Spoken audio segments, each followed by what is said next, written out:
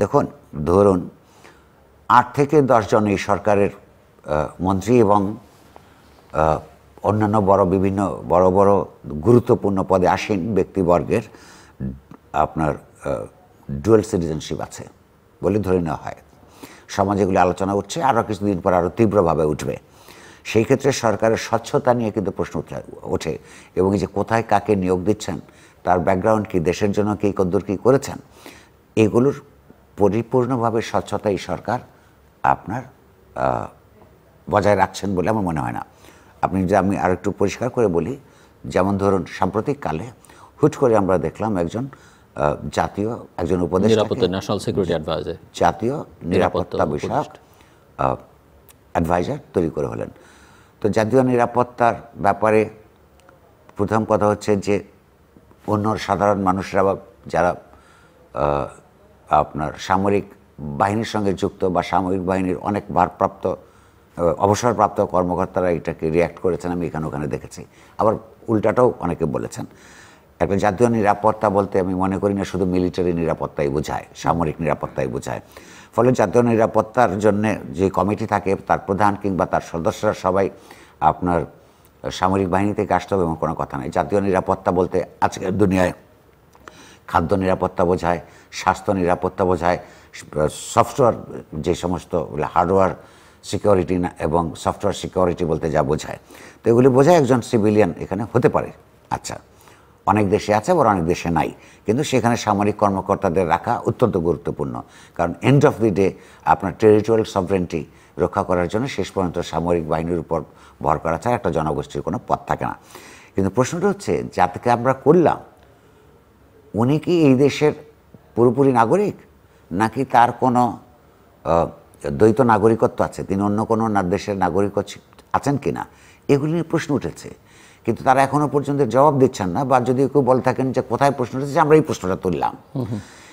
Nation state যতক্ষণ আছে, ধরেন আপনি যদি আমাকে বলেন আমি সেই অর্থে ন্যাশনালিস্ট না, কারণ ন্যাশনালিজমের খুব যে একটা জরুরি প্রয়োজন থাকে যখন আপনি সাম্রাজ্যবাদের বিরুদ্ধে স্বাধীনতার সংগ্রাম করেন, কিংবা ধরুন উপনিবেশবাদের বিরুদ্ধে সেলফ ডিটারমিনেশনের জন্য সংগ্রাম করেন, তখন ন্যাশনালিজম অত্যন্ত গুরুত্বপূর্ণ।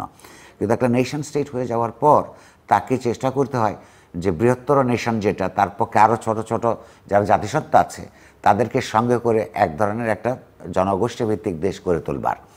কিন্তু যতক্ষণ পর্যন্ত নেশন স্টেটগুলো আছে ততক্ষণ পর্যন্ত ন্যাশনাল সিকিউরিটি, জাতীয় নিরাপত্তার প্রশ্নটা গুরুত্বপূর্ণ থাকবেই। কোনোদিন যদি সারা পৃথিবী থেকে নেশন স্টেট উঠে যায়, একটা পৃথিবী শুদ্ধ জনসমাজ তৈরি হয়, কিংবা পলিটিক্যাল কমিউনিটি একটা তৈরি হয়, সেটা আমরা খুশি হব, আমরা স্বপ্নের মধ্যে সেটা আছে, সেটা 100 বছর পর হতেও পারে। কিন্তু যতক্ষণ পর্যন্ত হয় নাই, তখন দুইটা ন্যাশনালিটির একটা ন্যাশনাল কনফ্লিক্ট অফ ইন্টারেস্ট থাকবে। ধরুন একজন যদি মার্কিন যুক্তরাষ্ট্রের নাগরিক হন, আপনার অ্যাডপ্ট করে থাকেন, আপনার আরেকজন সেই ব্যক্তি যদি একটা দেশের বাই বার্থ নাগরিক হন, তো বাই বার্থ যে নাগরিক তাকে তো সিদ্ধান্ত নিতে হয় নাই যে আমি বাংলাদেশি হব। কিন্তু আরেকটা দেশের যখন নাগরিকত্ব নেন, তখন কিন্তু বুকে হাত দিয়ে আপনার আনুগত্য ওই দেশের প্রতি এটি কিন্তু ওয়াদা করতে হয়, শপথ নিতে হয়, যেটা আপনি সচেতনভাবে নেন। আপনি আমরা যখন এই দেশে জন্মেছি বা যে কোনো দেশে জন্মায় প্রাকৃতিকভাবে, সেখানে শপথ করে আমেরিকান কিংবা বাংলাদেশি কিংবা ব্রিটিশ হতে হয় না, বা ভারতীয় হতে হয় না। ওইটা হলো সচেতন সিদ্ধান্ত। পৃথিবীর এই মুহূর্তে, এই যে সাম্রাজ্যবাদী গ্লোবালাইজেশনের এই মুহূর্তে, বাংলাদেশের সঙ্গে মার্কিন যুক্তরাষ্ট্রের বা ইউরোপিয়ান অনেক দেশের, চায়নার, ভারতের, এগুলির কিন্তু স্বার্থের সংঘাত আছে। এখন আপনি একটা বিদেশি রাষ্ট্রের প্রতি যদি আপনি ইতিমধ্যেই আপনার সচেতন বুদ্ধি দিয়ে আনুগত্য প্রকাশ করে থাকেন, আর সেই দেশের সঙ্গে যদি বাংলাদেশের স্বার্থের কোনো সংঘাত তৈরি হয়, আপনি কি করবেন? তো সেই ক্ষেত্রে এইটা আমি মনে করি যে পরিষ্কারভাবে বাংলাদেশের সাংবিধানিকভাবে একসময় ছিল, সেগুলো আওয়ামী লীগ বিশেষত, যেহেতু তাদের অনেক লুটেরারা বিদেশে টাকা রাখবার ব্যবস্থা করবার জন্যে, হ্যাঁ, এই নাগরিকত্বের আইনটা, দ্বৈত নাগরিকত্বের আইনটা পাবলিক ফাংশন যারা করবে সেইখানে তারা শিথিল করে দিয়েছিল, হ্যাঁ, কিংবা এটাকে বলে লুকিং দি আদার ওয়ে, ইচ্ছে করেই দেখে নাই, ওই জায়গাটা এই গণ অভ্যুত্থানের পরে পরিষ্কার করে অ্যাসার্ট করা দরকার যে কেউ একজন নাগরিকত্ব নিতে পারেন অন্য দেশের, তাতে আমার কোনো সমস্যা নাই। কিন্তু প্রশ্নটা হচ্ছে পাবলিক পজিশনে যেখানে জনগোষ্ঠীর পক্ষে কোনো সিদ্ধান্ত নিতে হয় সেইখানে এই সমস্ত মানুষদের থাকতে পারা উচিত নয়। কিন্তু এই সরকারের অনেকে আছে, এই কাজটা তারা ভাবেন নাই কেন, অথবা এটাকে গুরুত্ব দেন নাই কেন, সেখানে তাদের দেশপ্রেমের জাতি প্রশ্নটা কিন্তু উঠবেই, এবং এটা উঠানো উচিত। নিয়োগের ক্ষেত্রেও হুটহাট করে আমরা যাদেরকে এখানে ওখানে নিয়োগ দিতে দেখি, সেটা আমরা যে প্রত্যেককে চিনব, তার ব্যাকগ্রাউন্ড জানবো, এটা এমন কোনো কথা নেই, আমরা দাবিও করি না। কিন্তু হওয়ার আগেই কাকে বানাচ্ছেন এইটুকু দায় বোধ তাদের থাকা উচিত এই সরকারের, সেটা সম্পর্কে জনগণকে সচেতন করা, ইনফর্ম করা, জানানো যে ওনাকে এই কারণে এই দায়িত্ব দেওয়া হলো। এটা তারা করছেন না। এটা এক ধরনের কর্তৃত্ববাদী আচরণ। এই কর্তৃত্ববাদের বিরুদ্ধে বাংলাদেশের মানুষ গণঅভ্যুত্থান করেছে। এই স্পিরিটটাকে তারা কিন্তু অবহেলা করছেন। এটা করাটা তাদের ঠিক হচ্ছে না।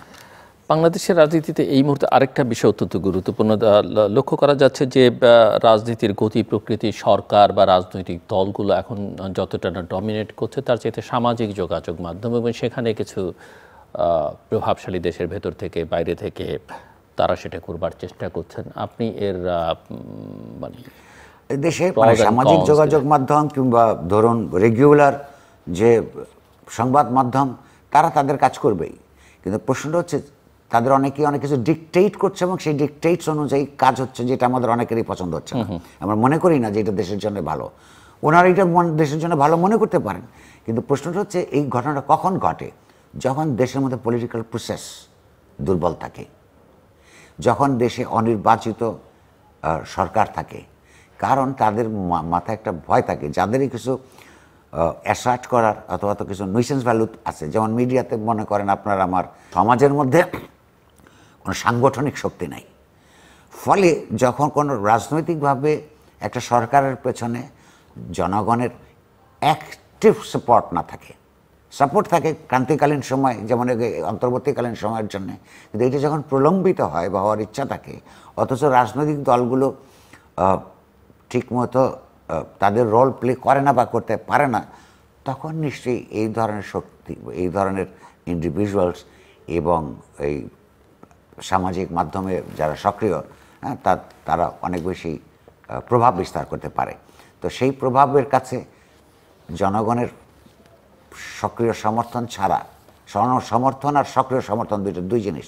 অফকোর্স এই সরকারের পেছনে এখনও জনগণের সমর্থন আছে, কিন্তু আবার মানে এমন কোনো লক্ষণ আমরা দেখি নাই যে কেউ কোথাও থেকে দাবি উঠেছে যে আমরা চলে যাও। এমনকি যারা দ্রুত নির্বাচন চায় তারাও কেউ বলে নাই যে আপনারা এখন পদত্যাগ করেন। ফলে সমর্থন তার আছে, কিন্তু সক্রিয় সমর্থন ছাড়া যখন সরকার থাকে, তাদের পজিশনগুলিকে অ্যাসার্ট করবার ক্ষেত্রে জনগণের মধ্যে যখন আপনার ভিত্তি না থাকে, তখন এই ধরনের আউটসাইডার্স, মানে আমরাও এক ধরনের রাজনৈতিক প্রসেসের আউটসাইডার। বিদেশ থেকে যারা এগুলি করছেন তারাও রাজনৈতিক প্রসেসের আউটসাইডার। হ্যাঁ, তারা ন্যায্য বলেন কিংবা অন্যায্য বলেন, তারা এক ধরনের প্রভাব, কখনো কখনো অন্যায্য মাত্রায় প্রভাব বিস্তার করতে পারে। বাংলাদেশ এরকম একটা সময়ের মধ্য দিয়ে যাচ্ছে।